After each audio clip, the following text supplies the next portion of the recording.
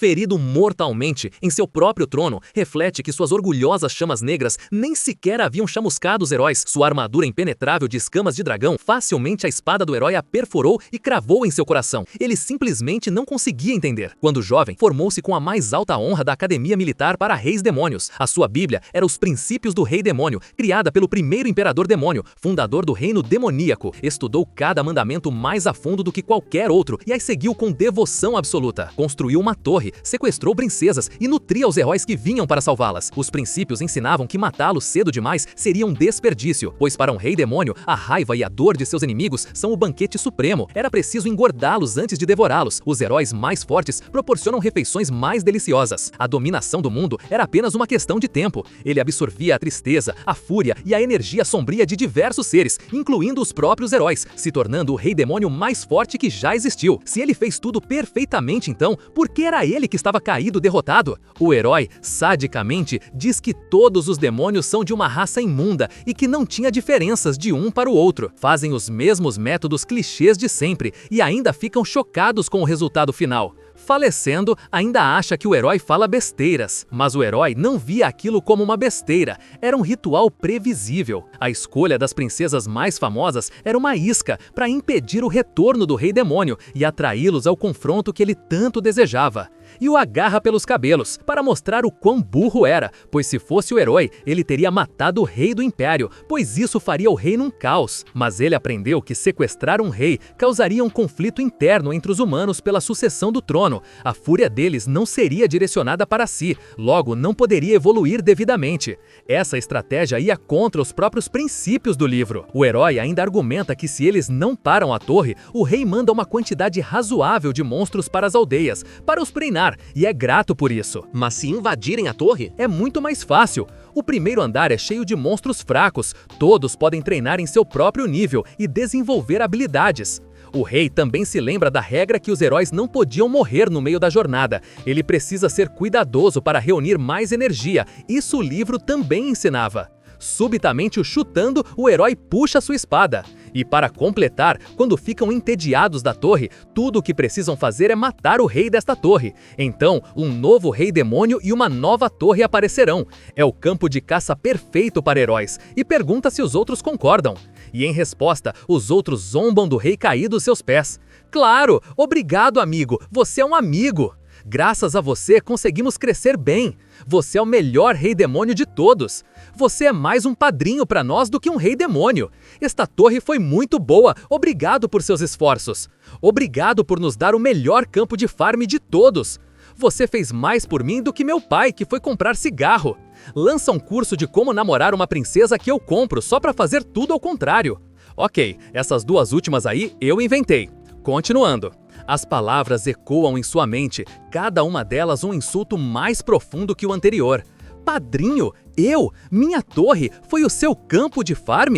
O herói reconhece que o rei atual foi bem forte e que causou muitas mortes, e felizmente isso só o fez o herói ficar mais famoso. Preparando para o fatiar pela última vez, dá adeus ao rei. Mas um ódio do fundo de sua alma começa a transbordar. Seus olhos brilham com poder, mesmo à beira da morte. Ainda é incapaz de aceitar ter sido tratado como piada por fracos heróis. Com suas últimas forças, ele questiona tudo em que acreditou. Os princípios dos reis demônios são uma porcaria. Ele se nega a morrer de forma tão humilhante. Tarde demais, seu fim chegou, pela espada logo do herói que tanto aguardou. Mas seu orgulho não morre tão facilmente. Seus olhos brilham intensamente. Sua vida se esvai, mas seu ódio permanece. Em seu último suspiro, uma promessa é selada. Aqueles que o desprezaram vão pagar, mesmo que tenha que entregar o restante de minha vida. Indiferentes, os heróis se aproximam para saquear os espólios. O herói diz que os chifres já têm dono, mas um poder começa a emergir ao redor do seu corpo. Para aqueles que o humilharam, ele preparou uma última e terrível cartada.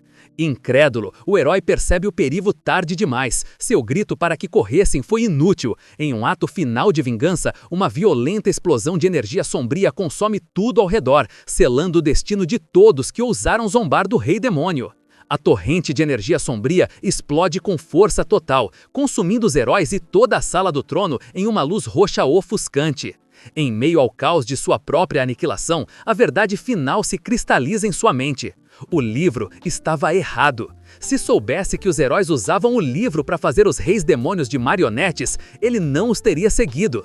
A consciência do rei demônio flutua no vazio da explosão. Seu ódio e arrependimento são os únicos sentimentos restantes. Se algum dia me for dada outra chance, que se danem os padrões, eu vou dá-los aos orques usar de papel higiênico. E com esse último pensamento de puro arrependimento, sua consciência se dissolve na escuridão. Então, uma voz começa a chamar: Berzideias!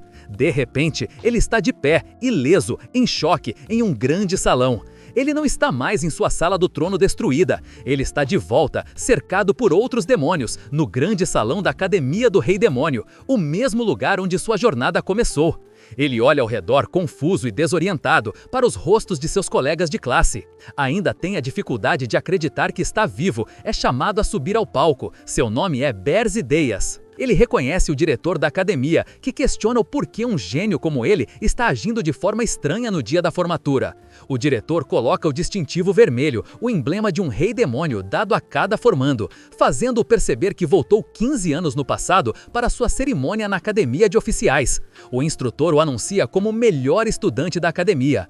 Ele se enche de esperança, pois esta é a sua chance de refazer tudo, mas a fúria de uma vida de arrependimentos ferve sobre sua pele quando ele encara a tela holográfica com os princípios dos reis demônios. Ele tem cada mandamento memorizado na mente, mas quando o instrutor ordena que ele, o melhor formando, leia o juramento, ele se recusa, e o salão inteiro prende a respiração. Berzi enche seus pulmões e libera toda a frustração acumulada, gritando: "Eu não posso me comprometer com algo tão inacreditavelmente estúpido. Seguir os princípios dos reis demônios é idiotice e imbecil. Os princípios dos reis demônios são um lixo." Todos os candidatos a reis ficaram pasmos, todos os servos, até mesmo o diretor da academia. Foi nesse instante que o melhor formando da academia acabou em último lugar.